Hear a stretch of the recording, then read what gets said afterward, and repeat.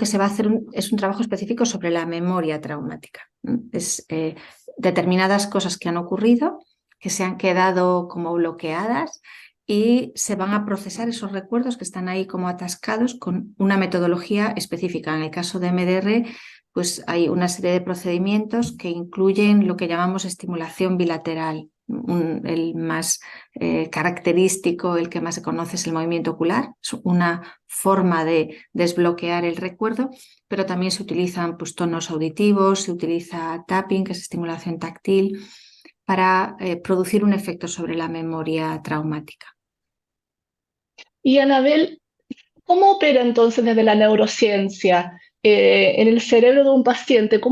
¿Qué es lo que nosotros visualizamos que va ocurriendo?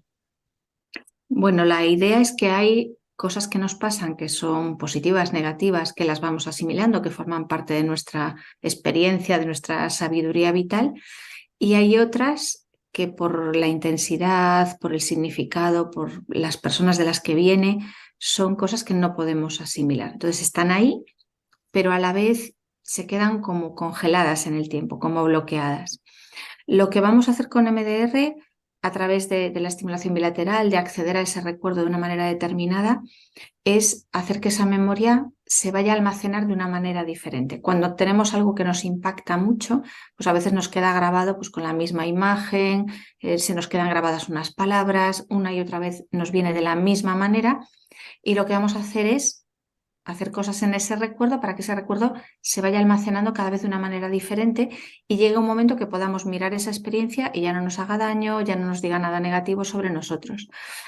¿Cómo funciona esto? Pues hay varias hipótesis, bastantes hallazgos científicos, pero todavía falta como encontrar una forma de unificar todos esos hallazgos. Sabemos, por ejemplo, que la estimulación bilateral tiene un efecto de activación del sistema nervioso parasimpático, es decir, se produce una respuesta a relajación con determinado tipo de movimientos oculares, con determinado tipo de estimulación bilateral.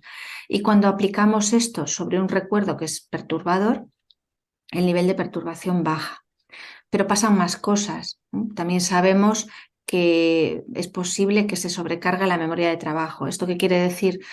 Que el recuerdo como que lo sacamos de su capsulita, lo ponemos a circular por una especie de memoria RAM que tenemos nosotros ahí, que es la memoria de trabajo, que es la memoria en la que mantenemos las cosas mientras estamos haciendo algo.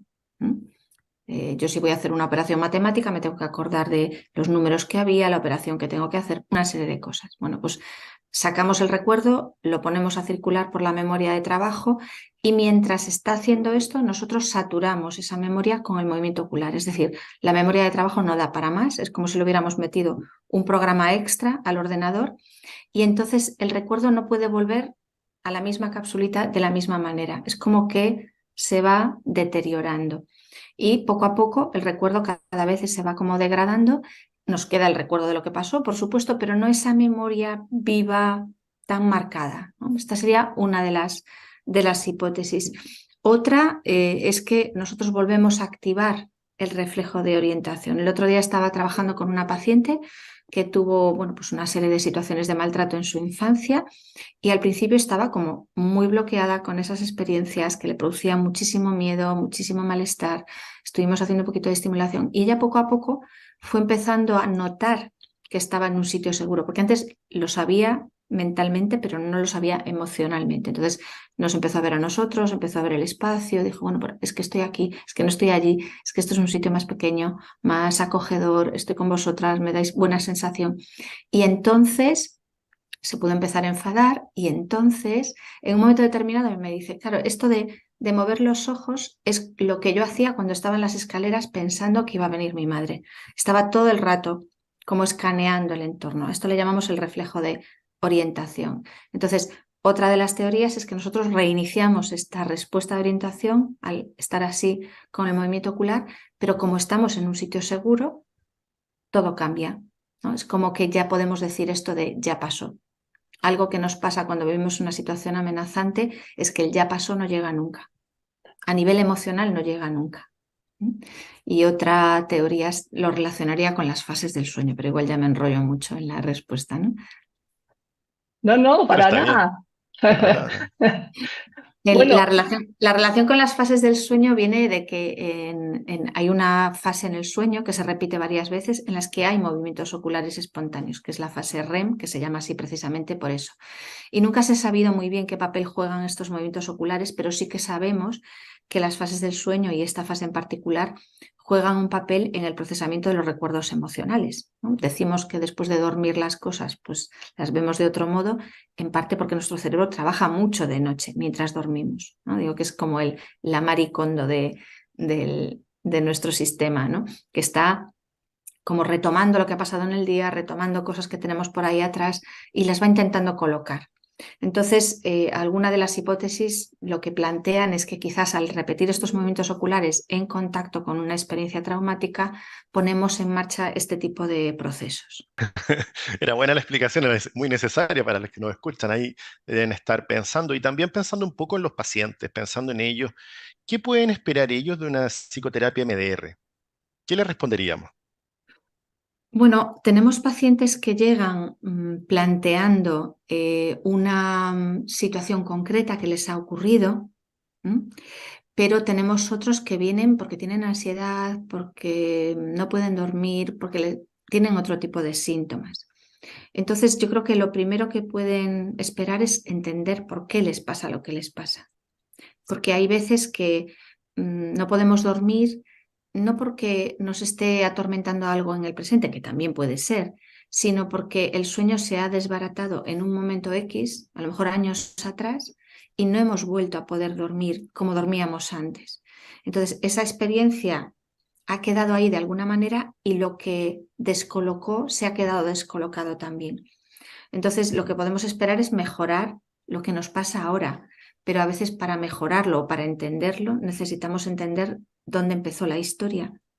Hay muchos automatismos en nuestro cerebro que empiezan en un momento y se mantienen tanto en el tiempo que años después ya no entendemos muy bien por qué están ahí, ¿no? Aparecen a veces fuera de contexto, fuera de proporción, me vienen emociones que no sé por qué me vienen. Entonces yo creo que lo primero es entender. Y lo segundo, resolver de verdad, porque a veces lo que hacemos es un tirar para adelante, que es todo lo que nos podemos permitir en un momento determinado, ¿eh? Pero podemos aspirar a más, ¿no? Yo a veces le planteo a los pacientes que es como la diferencia entre sobrevivir y empezar a vivir, ¿no?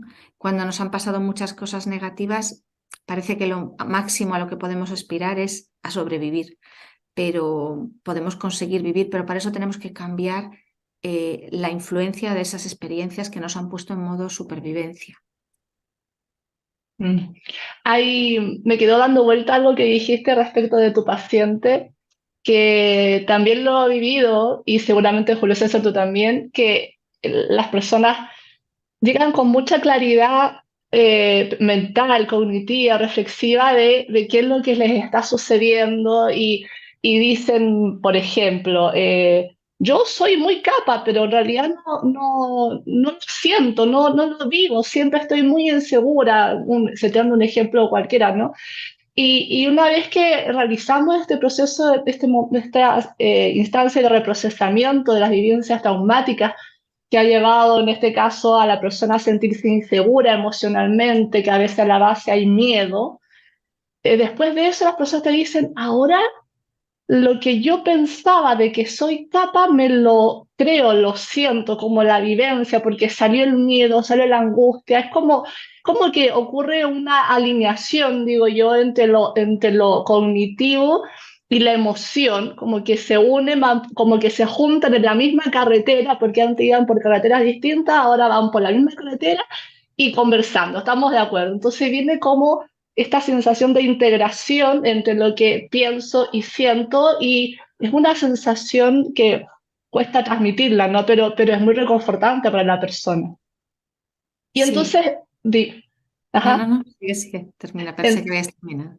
sí, terminé. No, El, decía que la forma en la que nos vemos tiene que ver con una historia que tenemos de muchas experiencias que están conectadas, ¿no? No se ha almacenado todo lo que hemos vivido, pero las cosas importantes sí, y están ahí aunque no pensemos en ellas. Entonces, la forma en la que nos situamos frente a una persona nueva tiene que ver con nuestra experiencia con todas las personas que hemos conocido. La forma en la que funcionamos en una pareja tiene que ver con nuestra historia de relaciones y a veces con la relación con nuestros propios padres, nuestros vínculos en general. Lo que ocurre es que hay veces que todas esas conexiones están como fluidas, como conectadas, como que yo puedo acceder a ellas, y hay pequeños islotes de bloqueo. Y hay veces que yo no me pienso desde todo lo que yo soy. A veces solamente se me ha activado esto y me vuelvo a sentir como si yo volviera a ser pequeñito, como si yo no tuviera opciones, como igual de inútil que cuando suspendí matemáticas, aunque ahora no esté delante de un examen de matemáticas, pero aquello me hizo dudar de mí y hay momentos en los que se me activa justo eso. Y no es lo que yo pienso de mí, lo que yo pienso de mí es lo otro, lo que tiene que ver con todas esas conexiones globales. Exactamente. Y las heridas emocionales entonces son traumas, se podría entender como trauma. Las heridas emocionales son traumas, sí. El concepto de trauma lo podríamos entender de una forma muy restrictiva. Hablamos de trauma tal como lo definen las clasificaciones internacionales, pero también podríamos hablar de experiencias. Son en realidad como aprendizajes disfuncionales. Nosotros desde MDR vamos a tener un concepto muy amplio del trauma. De hecho, ahora se está empezando a hablar en lugar de trauma de lo que se llaman memorias patogénicas, que serían experiencias asociadas a problemas, ¿no? Hay experiencias que se quedan ahí grabadas y que generan síntomas en el futuro, aunque no nos demos cuenta de que esas experiencias están detrás, ¿no? Y entonces vamos a usar un concepto de trauma amplio porque realmente la metodología que usamos se puede aplicar tanto a traumas de los evidentes, de los que todos definiríamos como traumas, una agresión, un accidente, pero también se puede aplicar a experiencias de esas que pasan todos los días, que son como la tortura de la gota, ¿no? Que va pasando una palabra, ¿no? Una palabra que nos repiten demasiadas veces, que nos hace un daño que podemos asimilar, pero que cae siempre en el mismo sitio. Esto también lo podemos trabajar. Y quienes quieran trabajar, pregunta, ¿cuáles son? Porque esto nació originalmente con los veteranos de guerra, con el trastorno de estrés postraumático, pero ya estamos en el 2023, han pasado varios años del 87. ¿Cuáles son los trastornos psicológicos para los que está indicado el MDR, si pudiéramos responderle eso a quienes nos escuchan? Bien, una cosa es en qué se puede aplicar y otra cosa es en qué tenemos ya estudios. Tenemos más estudios científicos en estrés postraumático y ahí en la mayoría de las guías clínicas internacionales está como una de las terapias de primera elección. El estrés postraumático ocurre junto a muchas patologías, aunque a veces no se diagnostica. Estos días estábamos viendo una paciente que era un estrés postraumático de libro, con recuerdos que le venían constantemente, con pesadillas, con todos los síntomas, pero no se le había diagnosticado esto. Se le había diagnosticado ansiedad, que también la tenía. Porque si no tenemos una perspectiva de trauma, los diagnósticos que tienen más asociación con trauma no los tenemos tan en cuenta. Entonces, solo teniendo en cuenta estrés postraumático vamos a poder trabajar en muchas patologías que a lo mejor se han diagnosticado de ansiedad, de depresión, de una adicción, pero que realmente uno de los elementos centrales es un estrés postraumático claro. Pero luego hay otras personas que tienen problemáticas y que no tienen un diagnóstico de estrés postraumático. Por ejemplo, lo que han desarrollado es una depresión o lo que han desarrollado es un problema de relaciones interpersonales. Y nosotros vamos a poder trabajar con ellos porque la perspectiva de MDR no va por diagnóstico. Por ejemplo, si trabajamos regulación emocional, podemos trabajar con todo tipo de diagnóstico. No es un trabajo que tenga que ver con la etiqueta que se le pone al paciente. Tiene que ver con una serie de factores comunes. Y el trauma también es un elemento transdiagnóstico, es algo que tiene que ver con prácticamente todo. Lo que se sabe hoy en día es que hay una asociación entre trauma, sobre todo trauma temprano, trauma en la infancia y prácticamente todas las patologías que existen a nivel de salud mental y bastantes patologías médicas también, y que es un factor además agravante. Por ejemplo, sabemos que los trastornos mentales graves en una tercera parte están altamente condicionados por historia de trauma. Por lo tanto, tendríamos una ruta y empieza a haber también estudios específicos, por ejemplo, en esquizofrenia o en trastorno bipolar, del uso de MDR en esas patologías. Pero lo estamos aplicando en patologías donde todavía los estudios van un poquito por detrás, a lo mejor hay descripciones de casos, pero no hay estudios potentes, porque sabemos que el uso de una terapia orientada al trauma no es tan específica de un diagnóstico como de la historia. Nosotros lo que vamos a ver es lo que le pasa a esta persona se puede explicar desde su historia, aunque de entrada no lo vea demasiado claro.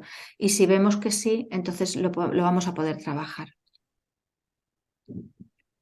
Y desde de esa misma mirada, pero si yo soy una persona que tiene alguna dolencia, ya está escuchándonos o que se pone de pronto uno a buscar distintas opciones para hacer terapia y se encuentra con MDR, ¿habrán criterios que yo como paciente pueda decir, ah, no, yo no puedo, no me sirve MDR, o personas que tengan ciertos tipos de condiciones o alguna limitante donde quizás el MDR tendría efectos no reparadores o en realidad no tendría efectos? ¿Hay algún criterio o hemos visto que quizás tipo de pacientes no tengan condiciones para MDR o no es así? Bueno, yo creo que como todos tenemos una historia y prácticamente, a ver, no creo que nadie pueda decir que todo lo que le ha pasado está perfectamente asimilado. Realmente todos podríamos trabajar con MDR. De hecho, cuando hacemos la formación de MDR, todos los profesionales que se están formando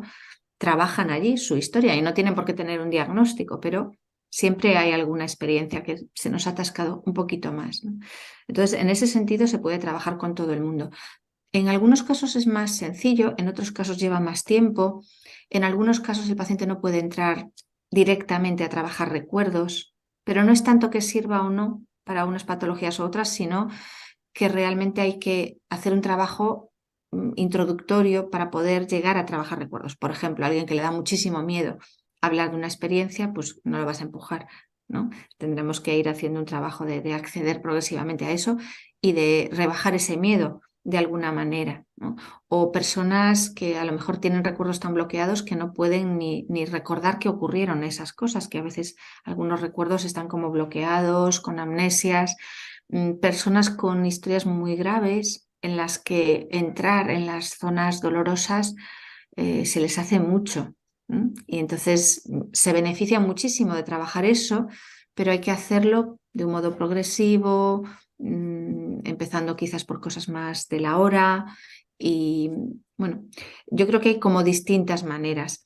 A alguien que no conecta emocionalmente, le va a costar trabajo identificar qué experiencias están bloqueadas, porque como no conectan, ¿no? Es como si viviéramos con anestesia, personas que viven con una especie de anestesia emocional.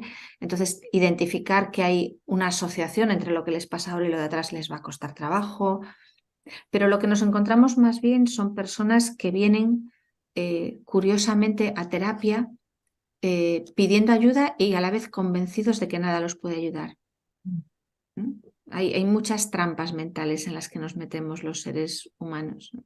Entonces, si en los momentos en los que realmente hubiéramos necesitado ser cuidados y ayudados, no recibimos ese cuidado y esa ayuda, podemos establecer la creencia de que eso nunca va a ocurrir, que somos un caso perdido, que con nosotros no hay nada que hacer. Entonces, esto a veces es más una creencia del paciente que realmente una dificultad para el trabajo con MDR. Estamos entretenidos acá con quienes nos escuchan, aprendiendo un poquito de psicoterapia y MDR con Anabel González, a quien pueden seguir en su Instagram, que es muy educativo, Anabel González, Emociones 5.0. Así que los dejo ahora pensando un poco en estas memorias patógenas, los automatismos, nuestra historia de vida. Vamos a una pausa y regresamos en el Café Kintsugi. Y estamos de regreso aquí en Café Kintsugi, como todos los martes, hablando con Anabel González desde España. Pero antes queremos saludar a nuestro auspiciador, Instituto Kintsugi, psicoterapeutas expertos en trauma psicológico y MDR. MDR es una terapia psicológica de tercera generación basada en evidencia científica orientada al tratamiento psicológico del trauma. Haga sus reservas al +569 371663 6.2. El trauma se puede superar. Julio César. Sí, yo me estaba preguntando entre medio en el hospicio si lo que queremos es ser felices, ¿por qué nos ponemos tantas trabas para conseguirlo? ¿Ah? Y pocos refranes han sido tan perjudiciales como este que dice, al mal tiempo hay que ponerle buena cara. ¿Y de qué estoy hablando? Estoy hablando del libro de Anabel González, Lo bueno de tener un mal día. ¿Y por qué es bueno tener un mal día, Anabel? ¿Nos podrías contar un poquito de esto? Bueno, lo que aprendemos en los días malos es a gestionar cada vez mejor nuestro malestar. Bueno, también podemos ir gestionándolo cada vez peor, pero todo eso también es un proceso de aprendizaje. Y si entendemos un poco cómo funcionan las emociones, lo que podemos hacer con ellas, lo que funciona mejor y lo que no, pues realmente en un mal día nos hacemos más sabios. No es que tengamos que buscarlos, claro, vamos a buscar los otros, pero en los malos días se aprenden cosas. ¿No? Un tip chiquitito de qué cosas podemos aprender en un mal día que nos puedan servir para el resto de nuestra vida, sin contar el libro, por supuesto, obviamente. Bueno, pues si un día conseguimos recolocarnos, ¿no? Por ejemplo, hemos tenido un día pésimo y vemos que hablando con alguien podemos ver una perspectiva diferente o vemos que dando un paseo se nos baja, ¿no? Un poquito el malestar, cada vez tenemos más herramientas. La siguiente vez que tengamos un mal día, ya sabemos intuitivamente qué podemos hacer y qué no nos vale para nada y qué nos funciona, ¿no? Lo que pasa es que hay veces que no aprendemos de la experiencia, nos empeñamos, por ejemplo, en hablar con alguien con quien no nos entendemos, esperando que nos entienda una vez y otra vez y otra vez y otra vez, porque sí o sí tiene que ser. Bueno, los seres humanos a veces nos empeñamos en hacer cosas que sabemos que no funcionan porque hemos decidido por Real Decreto que tienen que funcionar. Pero si tomamos las experiencias, nos salga bien o nos salga mal, como aprendizajes, pues cada vez le iremos pillando más el punto a la vida, a nuestras reacciones, a nuestras sensaciones. Algo que hemos conversado tantas veces con Chen Hui en el Café Kinsuyi y ahora lo conversamos con la doctora Anabel, y es justamente eso, que es la gestión de las emociones. Y este es un libro que lo traigo acá al programa porque es un libro que es para todos.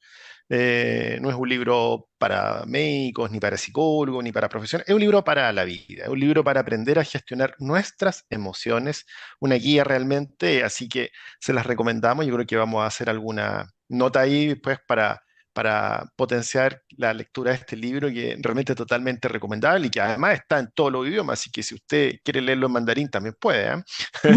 Chanhue. Bueno, Bueno, el que más tiene que ver con MDR, que era lo que hablábamos antes, es el de las cicatrices no duelen. Yo no sé si lo tenéis ahí en Chile también o solo está. sí, Oh, pero obvio. sí, Pero no, sí está. este está más relacionado, el que comentabais ahora es más de gestión emocional, es más general, Sí. pero el de las cicatrices no duelen es el que tiene más que ver con esta terapia, con las terapias de trauma, con cómo entender los problemas desde ahí. Entonces, bueno, si a alguien le da curiosidad y quiere profundizar un poquito más de lo que podamos nosotros hablar aquí, pues también tiene esa posibilidad. Y Sí, qué importante el título del libro, ¿eh? Las cicatrices no duelen, sí. Sí, Sí, esa qué es la bueno. idea, ¿no? Que Sí. hay cosas que nos han herido, que nos dolieron mucho, pero mentalmente las cosas también cicatrizan si dejamos que ocurra, ¿no? Pero a veces las heridas están contaminadas, a veces nos estamos rascando en ellas todo el tiempo y se acaban volviendo a abrir y volviendo a abrir. Entonces, dependiendo de lo que hagamos con esas heridas, también cicatrizarán más fácilmente o les costará más trabajo. Y el trabajo con MDR es como una búsqueda de heridas mal curadas, ¿no? Para poder volver a poner en marcha los mecanismos que tiene nuestro sistema nervioso para poderlas reparar. Una maravillosa metáfora esta de las heridas. Recordemos que trauma es una palabra que etimológicamente significa herida y se nos olvida a veces. Chanhue. sí, qué lindo lo que dices, da una herida que a veces que fue mal cuidada, porque en el fondo es eso. Nos ocurrió algo que en su momento no tuvimos los recursos internos o externos donde quizás nadie estuvo disponible o quizás sí, pero no de la mejor forma y esa herida nos fue no pudo tener su tiempo para ser curada como de la forma más idónea. Y Anabel, ¿tú cómo definirías? ¿MDR es una psicoterapia convencional? ¿Solo se conversa? ¿Es convencional o es distinta de lo que alguien podría esperar que llegue a la consulta y se pone a conversar y conversar y conversar y conversar? Porque también está esa creencia que vamos a hablar nomás. Bueno, yo creo que todo el mundo tiene creencias variopintas sobre lo que es una psicoterapia. Precisamente en ese libro intentaba explicarlo, porque yo no sé, a ver, hoy en día que tenemos tantísimas psicoterapias distintas, yo ya no sé lo que significa la palabra convencional. ¿M? Lo que sí tenemos es como una idea de las películas, de lo que es una psicoterapia, ¿no? De películas americanas de psicoanálisis en el que te pones allí a hablar, o a veces pues la gente tiene como una idea de lo que va a ser que ya igual no sale de ningún sitio. Por ejemplo, me van a dar consejos o me van a decir lo que tengo que hacer y eso ya lo sé yo, o ya tengo a mis amigos para hablar, ¿no? En la línea de lo que decías antes. A veces la gente también es cierto que ha tenido experiencias de ir a terapia y que se les plantee una alternativa terapéutica que no les convence y dan por sentado que todas las psicoterapias son así. Y hay muchas modalidades diferentes, muchas. Si hablamos en concreto de la terapia cognitivo-conductual, que es la que más, por ejemplo, se enseña en las universidades, o del psicoanálisis, que es la que le viene a la gente a la cabeza cuando pensamos en la terapia, pues tiene algunos elementos similares, pero también tiene muchas cosas diferentes, ¿no? Pues por ejemplo, en MDR también se trabaja con las creencias que nos activan las experiencias o también conectamos con el pasado. Pero lo cierto es que una sesión de MDR no funciona hablando sobre la experiencia o analizándola. Lo que vamos a hacer, el otro día intentaba explicar, por ejemplo, la diferencia entre una sesión de exposición, que es otra terapia orientada al trauma, y cómo se trabaja con MDR, ¿no? En exposición también se trabaja con el recuerdo, pero lo que vamos a procurar es que la persona esté todo el rato notando las sensaciones asociadas al recuerdo hasta que estas sensaciones van bajando, van bajando, van bajando. Llega un momento que la persona mira el recuerdo, pero ya no le produce malestar. Pero la persona se pasa aquí pegadito casi todo el tiempo intentando que la persona se habitúe a esa sensación y vaya bajando. En MDR aquí nos pasamos lo mínimo, es decir, como que tocamos el recuerdo y empezamos a dejar que la persona asocie lo que le venga a la cabeza. Vamos a hacer tandas de movimientos oculares y entonces la persona, pues a lo mejor le viene un cambio en la sensación o le viene otro recuerdo o le viene un pensamiento. Entonces vamos yendo como siguiendo ese hilo hasta que ya no sale ningún material perturbador y volvemos al recuerdo, pero solamente un momentito. Entonces la mayor parte de la sesión de MDR se pasa yendo de una cosa a otra, de una cosa a otra y como muy rápido, sin pararnos en ninguna de ellas a analizar lo que ha venido. Solamente vamos yendo, vamos abriendo. Entonces, cuando vamos volviendo al recuerdo, vamos viendo que el recuerdo está diferente. Es como que al haberse conectado con todas estas cosas, el recuerdo va cambiando de forma, a veces se ve más distante, a veces se ve más borroso, está como menos nítido, como menos fuerte, otras veces lo vemos igual, pero nos sentimos diferentes, otras veces lo vemos desde otra perspectiva, ¿no? Como más adulta. Son formas diferentes de trabajar con un recuerdo y estamos hablando de dos terapias que están orientadas al trauma. En otra terapia cognitivo-conductual, pues a lo mejor el trauma, el recuerdo traumático no se tocaría, ¿eh? Y hablaríamos pues de las creencias que la persona tiene en el presente o de la tendencia a evitar situaciones en la actualidad. Entonces se pone el foco en puntos distintos en cada orientación terapéutica. Chanhue, el tema yo creo que sería interesante. Creo que hay muchas personas que hoy día nos están escuchando y tienen un problema con el dolor crónico. ¿Qué opinas tú? Bueno, hay una revisión que se hizo, que encontramos, una revisión sistemática sobre la eficacia del tratamiento con MDR y el dolor crónico. Fue esta revisión a cargo de realizar el año pasado, el 2022, fue realizada por Roxana Boneto de la UNIR, de la Universidad Internacional de La Rioja. Se investigó respecto de la evidencia empírica sobre la eficacia de la psicoterapia MDR en pacientes con dolor crónico. El dolor crónico, para que ustedes sepan, afecta al 19% de la población europea. En Chile, según un informe que presentara el doctor Norberto Birbeney, presidente de la Asociación Científica y Académica de Chile en el 2018, ante la Cámara de Diputados, tiene una prevalencia del 32% de nuestra población. El dolor crónico tiene consecuencias importantísimas en la calidad de vida de las personas. A veces uno que no es el que está sufriendo el dolor crónico le cuesta comprender, pero afecta muchísimo a las relaciones familiares, sociales y también en lo laboral. Numerosos estudios han mostrado en su origen cronificación y mantenimiento que intervienen factores físicos, cognitivos y emocionales, a lo que yo agregaría citando a Bessel van der Kolk: el cuerpo es el que lleva la cuenta, es decir, el trauma se evidencia en el cuerpo. Esta revisión sistemática entonces investigó la evidencia empírica sobre la eficacia de la terapia MDR en pacientes con dolor crónico, así como la relación entre trauma y dolor. Se seleccionaron 10 estudios científicos publicados entre el 2008 y el 2022, de los cuales 4 fueron estudios clínicos aleatorizados y 6 ensayos observacionales no controlados. Y los resultados concluyeron que la terapia MDR es eficaz para reducir la intensidad y el trauma asociado al dolor, así como los síntomas asociados de depresión y ansiedad. En relación al dolor crónico, Anabel, no ha asociado a enfermedades de base como el cáncer, pero sí quizás pensando en enfermedades como la fibromialgia. ¿Puede ser el MDR beneficioso de alguna manera para un paciente que tenga fibromialgia? ¿Cuál sería el alcance que podría tener? Hay estudios en dolor crónico y en fibromialgia, que yo recuerde alguno también. Después de todo, en la fibromialgia confluyen muchas cosas y lo que se piensa es que hay quizás no una sola problemática, sino un conjunto de problemáticas diferentes que se expresan de esa manera. Y muchas veces hay un componente emocional, ¿no?, que quizás se sobreañade a otra parte del problema, que puede tener un origen más reumático, y en algunos casos juega un papel central. Yo recuerdo haber leído, por ejemplo, algún estudio sobre la regulación de la rabia en la fibromialgia.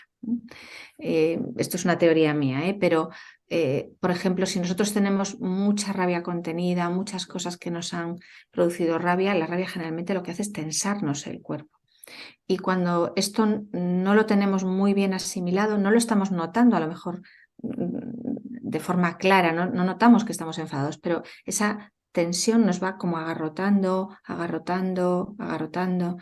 Entonces, claro, si nosotros podemos trabajar las experiencias que empezaron a generar esto, lo vamos a ir aflojando desde atrás para adelante, ¿no? Como vamos a ir como debilitando las raíces que siguen alimentando esa sensación de tensión. Las cosas que ahora nos puedan producir tensión, también vamos a aligerar el impacto. Muchas personas tienen una tendencia, por ejemplo, hay gente que tiene tendencia a tener dolor de cabeza o a tener dolor de estómago, y decimos por aquí que cuando hay situaciones estresantes el malestar arrima. No sé si esta palabra se entiende ahí, ¿no? Sí, se entiende. Sí, Se arrima la sí. zona que tú tienes pues más débil, ¿no? Entonces, si tú tienes tendencia, ya no solo a fibromialgia, ¿no?, sino que hay gente que, por ejemplo, tiende a estar contracturada, Claro. y tiene que estar yendo al fisio constantemente, entonces te afloja el fisio lo que tienes, pero la tendencia a volver a acumular no te la afloja, ¿no? Entonces, todo esto, por ejemplo, puede tener bastante que ver con historias no resueltas, y trabajando sobre ellas se puede solucionar. Con MDR hay también algunos estudios en el tema de dolor, por ejemplo, que esto ya va por otro lado totalmente distinto, con lo que se llama el síndrome del miembro fantasma, ¿no?, que son personas a las que les amputan un brazo, una pierna, y siguen teniendo dolor en el brazo o la pierna que no tienen. Es como si les doliera el fantasma del brazo, el fantasma de la pierna. Y se cree que esto pueden ser memorias, la memoria del dolor. El brazo no está, pero la memoria del dolor del brazo sí que está. Entonces, lo que se hace con MDR es trabajar con esa memoria de dolor. Se deshace esa memoria y entonces el dolor disminuye. Hay unos cuantos estudios en este problema. Más importantes. Cuando hay muchos, nos lleva más tiempo.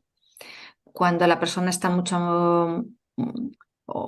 está muy desconectada o es muy reacia a entrar ahí, nos lleva más tiempo. Bueno, hay muchas circunstancias que hacen que una terapia lleve lo que tenga que llevar. Lo que solemos ver es que las personas que nos vienen con prisa, metiéndose presión, son justo las que no van a ser 2 días, ¿no? Porque si yo me quiero atosigar para mejorar enseguida un problema con el que llevo años, es que mucha comprensión hacia mí mismo no tengo, mucha paciencia conmigo mismo no tengo y esos son factores que enlentecen, ¿no? La prisa aquí es totalmente contraproducente.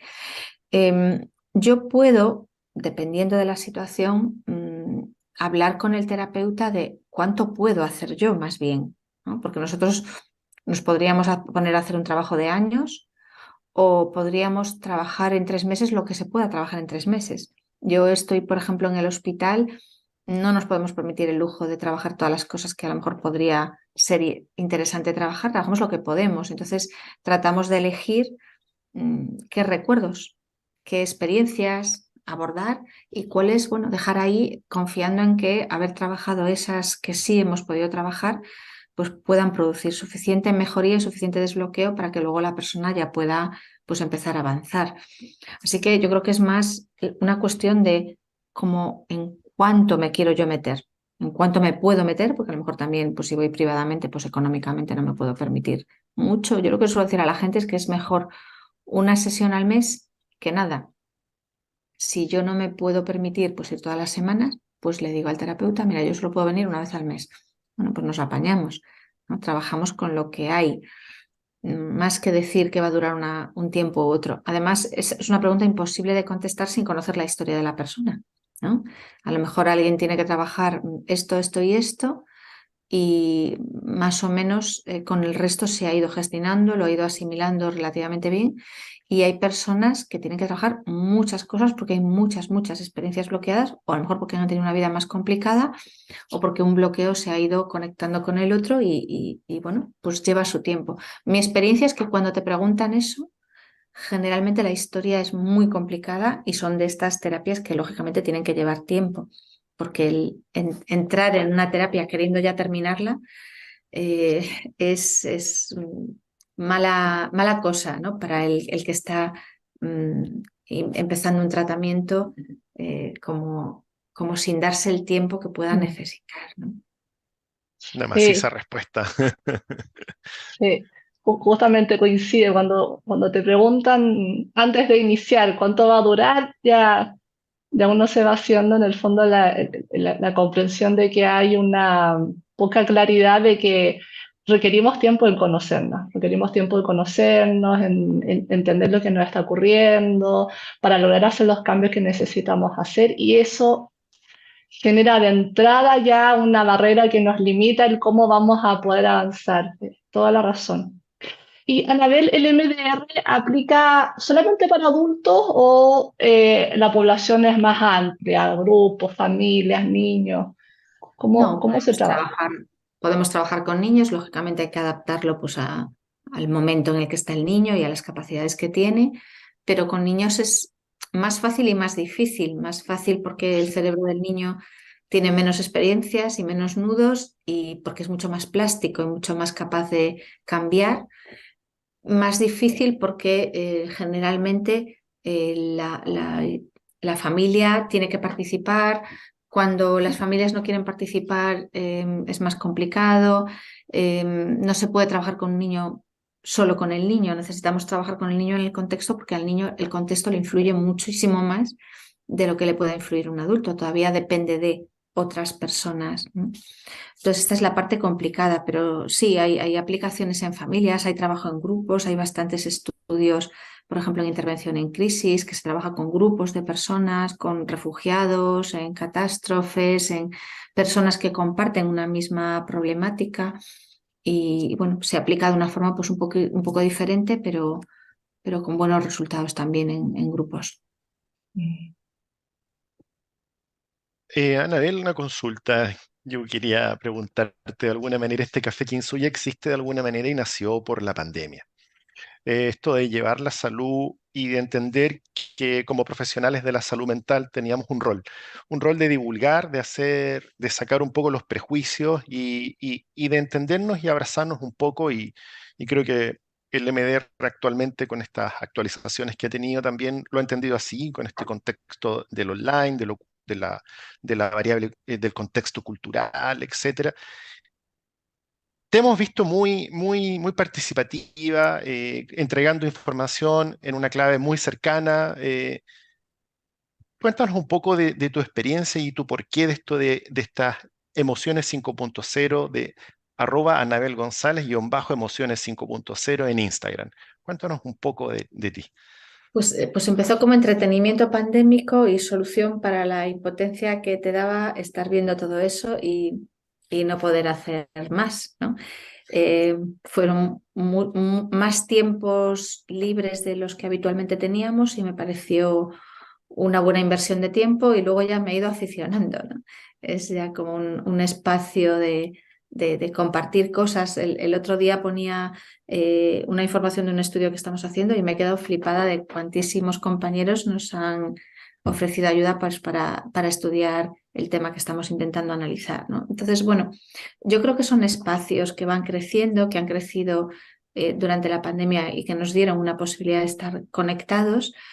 Y yo creo que también los profesionales también nos tenemos que implicar en la difusión, porque si no, en redes se mueve mucha gente que dice cosas a lo mejor sin mucho conocimiento o sin trabajar de verdad con los problemas con los que nosotros convivimos. Entonces, bueno, me parece que es también importante que estemos a ese nivel, porque si no, lo que nos estamos encontrando es que los pacientes donde realmente van a buscar información es ahí. Y creo que es importante que haya información sólida. Yo lo que yo cuento es sobre emociones, sobre vidas, sobre experiencias, sobre traumas, sobre MDR, que son los temas en los que yo he profundizado más. Claro, Muchas gracias. coincidimos plenamente. Nosotros, cuando no estudiábamos la carrera de psicología, años atrás, eh, nos empezamos a dar cuenta que falta mucha información en la población general respecto de que es muy incoherente. Nos falta información de nosotros mismos los humanos. Somos los humanos, las personas objeto de estudio de esta ciencia de la psicología humana, pero no sabemos nosotros mismos de cómo funcionamos psicológicamente. Eh, por ahí, si no me equivoco, Julio César fue Nazaret Castellanos que decía, ¿cómo es posible que sepamos más de cómo funciona un móvil, cómo funciona una red social, y no sepamos cómo funcionamos nosotros como seres humanos? Entonces, a nosotros se nos quedó el bichito de que de alguna manera, siendo estudiantes de psicología y día psicólogos, tenemos como una responsabilidad social de compartir conocimiento y dar a conocer lo que significa ser humano, de qué nos pasa, qué nos ocurre, por qué nos ocurre lo que nos ocurre. Entonces, estamos en el mismo carril. Y siguiendo con la parte más interesante del programa que trata de ti, Anabel, de conocerte un poquito más, cuéntanos cuál es tu secreto como para ser feliz, sentirte plena, tu hobby. ¿Qué haces? Pues no sé decir. Yo creo que voy como cambiando de tema porque tengo un tema con el aburrimiento. Eh, entonces me voy metiendo en cosas, tengo una capacidad para liarme bastante grande y bueno, voy cambiando un poco de una a otra. A mí ahora mismo, si me dices qué te apetecería hacer en vacaciones, lo que me gustaría es poder tener tiempo para escribir y no preocuparme de nada más, ¿no? No sé, a lo mejor dentro de unos años me cambia un poco el chip, ¿no? Pero escribir diría que es lo que más me gusta, ¿no? Me gusta seguir viendo pacientes porque yo creo que es importante que sigamos en contacto con esto. Me gusta mucho enseñar. La docencia es una parte que me motiva mucho y que me gusta, pero así a nivel de decir descansar, sería irme a una casa que tengo en la playa, que supongo que si estáis por mi Instagram habréis visto las fotos de mi sitio, y estar allí con un cafelito escribiendo. Ah, pero Eso me gusta. maravilloso. Fantástico, yo creo que por ahí andamos todos medio parecidos. Sí. Oye, Chengwei, ¿algo más quieres preguntar? No, ya estamos, lamentablemente ya tenemos que despedirnos. Se nos acaba el programa de hoy. Ha sido un agrado conversar contigo, Anabel. Muchas, muchas gracias por tomarte el tiempo de estar aquí con nosotros y compartir con nuestros escuchas. Así que recuerden, quienes la quieran seguir, le invitamos a seguirla en su Instagram, @Anabel González-emociones 5.0. Y yo me quiero quedar con unas palabras de Francine Shapiro. Un indicador de una red de memoria obstruida, trauma, es cuando la persona puede recuperar solo eventos negativos, pese a que han experimentado otros eventos positivos, Julio César. Así es. Bueno, hoy día hemos aprendido un poco y este programa ha sido un poco para entender lo importante que es la psicoterapia. Nosotros también somos pacientes, nosotros también vamos a ver al psicólogo. Es necesario de repente encontrarnos y entender un poco estos contextos sociales en los que hemos vivido, este mundo que está tomando este coletazo de la pandemia, y lo que viene después de la pandemia. Así todos los que hemos conversado en otros programas del Café Kinsuyi, es que después de las pandemias siempre el mundo queda muy abrumado, pasan muchas cosas, entonces, y es como que a la olla a presión le subieron el gas. Entonces, es un buen momento para buscar apoyo, buscar ayuda, no estés solo. Y si no puedes ir a terapia por último y ves a tu amigo, a tu colega, a tu familiar, trata de hacer algo por él. Siempre hay instancias, siempre hay canales, pero quédate con eso. Y también en el aprendizaje también de que hay días malos, como dice Anabel, hay días malos, pero esos días malos nos tienen un tremendo aprendizaje que nos va a ayudar en el largo plazo. Así que ponle ojo a esos días malos también, tienen su lado bueno, su lado B. Muchas gracias, Anabel. Un abrazo a la distancia. Esperamos alguna vez, ¿por qué no?, que ese café en la playa pueda ser en vivo, presencial. Así que eso por mi parte. Muchas gracias. Muchas Gracias. gracias a los dos por el ratito de conversación.